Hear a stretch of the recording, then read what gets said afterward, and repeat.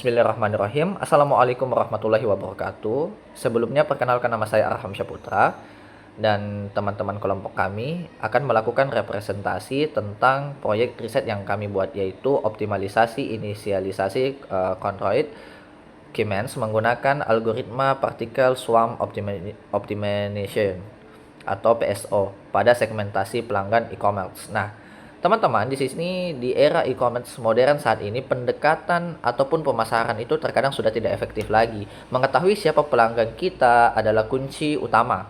Perusahaan wajib mengelompokkan pelanggan di dalam segmen-segmen homogen berdasarkan karakteristik perilaku belanja mereka. Jadi dia mau belanja apa, dan ini nanti kita kelompokkan, mengelompokkan tanpa tabel.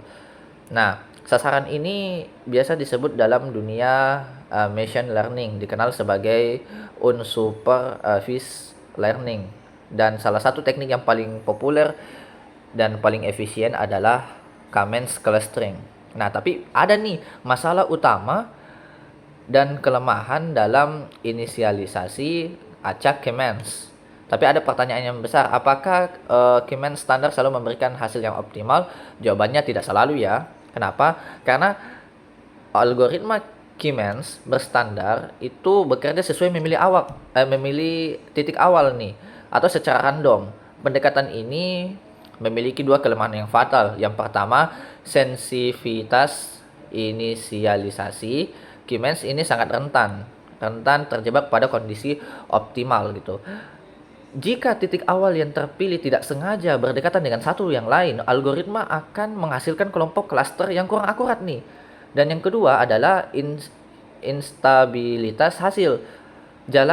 Jalankan K-means hari ini dengan data yang sama, Anda bisa menghasilkan segmen yang berbeda dibanding besok karena titik awalnya berbeda. Nah, solusi ideal yang digunakan untuk mengatasi kelemahan ini dengan cara menerapkan algoritma meta-heuristik berbasis populasi, yaitu Particle Swarm Optimization, yaitu PSO ya, untuk memandu pencarian posisi paling awal dan paling optimal sebelum K-means mengeksekusi iterasi penumpukannya. Nah, terus ada eksplorasi dan juga preposition customer dataset. Nah, untuk penguji efektivitas, metode yang dikembangkan kami menggunakan data mail customer dataset, sebuah dataset bertipe tabular yang memiliki perilaku belanja pelanggan. Dataset ini terdiri dari 5 atribut. Yang pertama itu ada customer, ada gender, ada tanggal lahir, ada juga penghasilan dan juga spendingnya. Nah, untuk kebutuhan clustering berbasis informa finansial, kami lebih memilih memfokuskan fitur pada annual income-nya atau penghasilan dan juga spending score-nya. Nah, sebelum dimasukkan ke dalam algoritma, kami juga melakukan serangkaian pengecekan ya, atau prospek gitu. Ada juga pembersihan data, memeriksa nilai yang hilang ataupun nilai yang ekstrim, dan juga melakukan seleksi fitur, yaitu membuang customer ID karena tidak memiliki bobot analitis. Nah, di sini juga ada tahap yang paling kritis pastinya, karena K-means dan PSO berbasis perhitungan jarak Euclidean, fitur yang rentan dengan nilai besar seperti annual income mulai dari 15.000 sampai 137.000 mendapatkan dominasi fitur spending score dari 1 sampai 100. Oleh karena itu, seluruh fitur disetarakan di rentan 0 hingga 1. Nah, selanjutnya penjelasan mendalam mengenai algoritma K-means dan penggabungan PSO akan saya berikan dan dilanjutkan oleh pemateri yang kedua. Terima kasih dan mohon maaf apabila ada kesalahan kata maupun kekeliruan. Baik, terima kasih kepada pemateri sebelumnya. Saya atas nama Egy Adrian dengan NIM 1058411222924. Di sini saya akan menjelaskan arsitektur algoritma dan proses penggabungannya. Jadi tahapan standar K-means mencangkup yaitu menentukan jumlah klaster K, menentukan K titik centroid awal, dan menghitung jarak Euclidean setiap data ke seluruh centroid, lalu mengalokasikan data ke centroid terdekat, memperbarui nilai centroid berdasarkan rata-rata posisi data di klaster tersebut, kemudian ulangi hingga konvergen atau tidak ada perubahan posisi centroid. Jadi disinilah PSO masuk sebagai pemecah masalah. PSO adalah algoritma berbasis optimasi swakarsa atau swarm intelligence yang terinspirasi dari perilaku kawanan burung atau kawanan ikan saat mencari makanan. Bagaimana kita menggabungkan keduanya? Kami merancang alur hybrid PSO K-means sebagai berikut. Jadi pertama, inisialisasi swarm. Kita membangkitkan n partikel. Jika kita menetapkan K sama dengan 5 klaster pada data 2 dimensi, maka satu partikel memuat koordinat dari 5 titik centroid, atau 5 sama dengan 10, 5 kali 2 sama dengan 10 nilai variabel. Yang kedua ada evaluasi fitness Wanstein. Untuk setiap partikel, kita hitung seberapa bagus susunan centroidnya. Fitness Wanstein yang kami gunakan adalah kebalikan dari nilai inertia SSE. Semakin kecil nilai inertia, semakin tinggi nilai fitnessnya. Kemudian yang ketiga ada pembaruan vektor.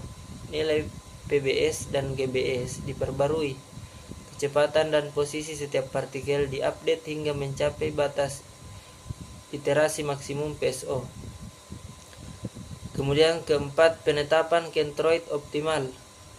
Titik koordinat pada GBS akhir diambil sebagai titik centroid awal terbaik.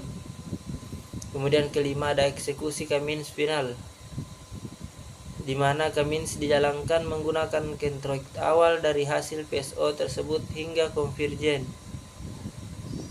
Jadi itulah dari saya. Selanjutnya mari kita lihat bagaimana performa hasil penggabungan ini pada data nyata yang akan dipaparkan oleh pemateri selanjutnya.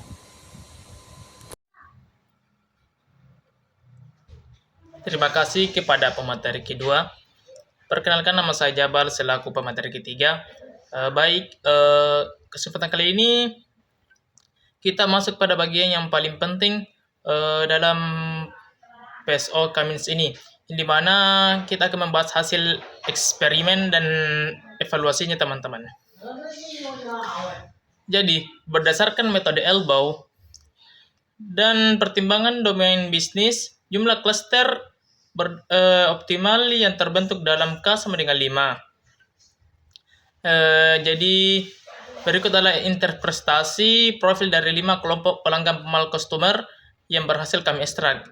Yang pertama itu di klaster 0, yang dimana target utamanya itu high profile, yang dimana pelanggan tersebut memiliki pendapatan tinggi dan pengeluaran tinggi.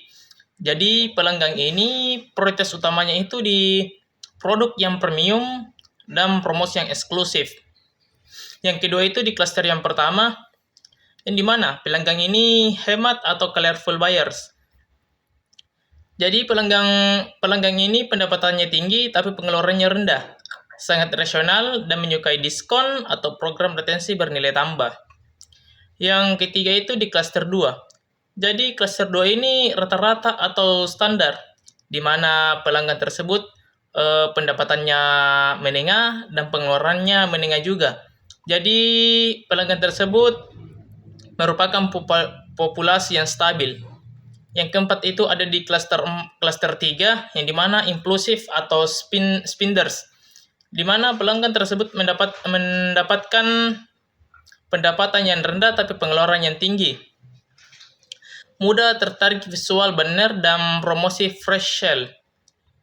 Yang kelima itu di klaster 4, yang dimana sensitif harga dan low profile. Si pelanggan tersebut pendapatannya rendah dan pengeluarannya juga rendah. Jadi dia kurang responsif terhadap promosi mahal. Jadi untuk membuktikan keunggulan optimasi PSO, kami melakukan pengujian komparatif antara kami standar dengan hybrid PSO kami menggunakan dua metrik utama, yaitu yang pertama Intertia atau SSE dan Silhouette Score. Yang dimana penjelasannya mengenai metriknya itu yang pertama Intertia, semakin kecil nilainya, semakin rapat data di dalam klaster tersebut. Terlihat penurunan sebesar 32% pada nilai Intertia saat menggunakan PSO Cummins. Jadi, Silhouette Score itu mengukur seberapa mirip suatu objek dengan klasternya sendiri dibandingkan dengan klaster lain. Rentang mulai dari -1 hingga +1. Skor meningkat menuju angka positif yang lebih tinggi, mengidentifikasikan batas antar klaster jauh lebih tegas dan tidak ada overlock signifikan. Jadi, implikasi bisnis dengan hasil segmentasi yang lebih akurat ini, tim marketing e-commerce dapat menghemat anggaran iklan secara signifikan. Sistem dapat merekomendasikan voucher khusus hanya kepada segmen inklusif dan memberikan penawaran membership VIP hanya kepada segmen high profile tanpa membuang kuota pesan ke kelompok yang tidak tepat. Jadi, kesimpulannya, integrasi algoritma PSO terbukti secara efektif mengatasi kelemahan sensitivitas inisialisasi awal pada Cummins, di mana penggunaan PSO Cummins menghasilkan clustering yang jauh lebih stabil, rapat, dan terpisah secara optimal ditunjukkan oleh penurunan nilai Intertia dan peningkatan Silhouette Score. Jadi, kombinasi metode ini sangat layak diimplementasikan dalam pengolahan data pelanggan bertipe skala besar. Mungkin sekian presentasi dari kelompok kami. Sekian. Assalamualaikum warahmatullahi wabarakatuh.